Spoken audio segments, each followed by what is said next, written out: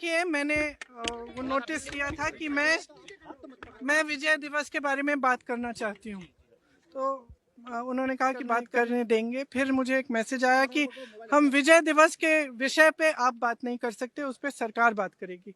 तब तक सरकार को याद नहीं था शायद।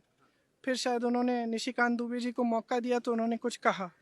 उसके बाद मैंने बोला 2 मिनट के लिए, और मैं सिर्फ 2 मुद्दे उठा रही थी। एक तो सबसे पहले तो मैं विजय दिवस की याद में जितने भी शहीद सैनिक थे, जितने भी लोग थे जिन्होंने लड़ाई लड़ी, उनको नमन करना चाहती थी, जनता को नमन करना चाहती थी, तो जो दृढ़ होकर सेना के साथ खड़ी रही, नेतृत्व के साथ खड़ी रही। और इंदिरा जी को भी याद करना चाहती थी, जिनकी वजह से जिनके दृढ़ निर्णय लेने की क्षमता, उनके नेतृत्व में ये लड़ाई हम लड़े और जीते। तो इसके साथ साथ मैं 2 चीज़ें कहना चाहती थी। पहला ये कि आज बांग्लादेश में अत्याचार हो रहा है अल्पसंख्यकों के साथ। जो लड़ाई हमने लड़ी थी उस समय, वो किस चीज़ की लड़ाई थी? असूलों की लड़ाई थी। लोकतंत्र का असूल, मतलब अत्याचार के खिलाफ लड़ने का असूल, ये असूल थे।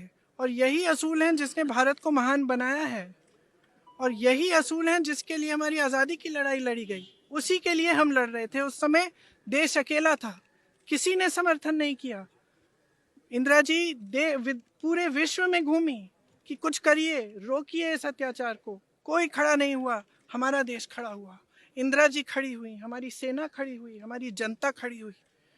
और मैं इस विषय में कहना चाह रही थी कि आज भी बांग्लादेश में आज अत्याचार हो रहा है हिंदुओं के खिलाफ, ईसाइयों के खिलाफ, अल्पसंख्यकों के खिलाफ।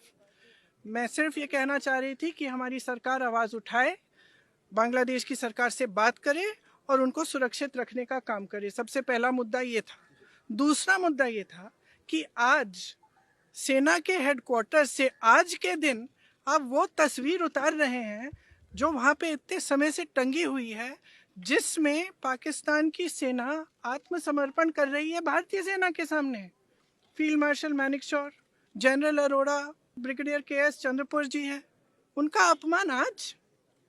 मतलब अब ये सब चीज़ें देखिए, बार बार हम कहते हैं ये देश का मुद्दा है, देश की के गर्व की बात है, तो इसमें आप राजनीति क्यों कर रहे हैं?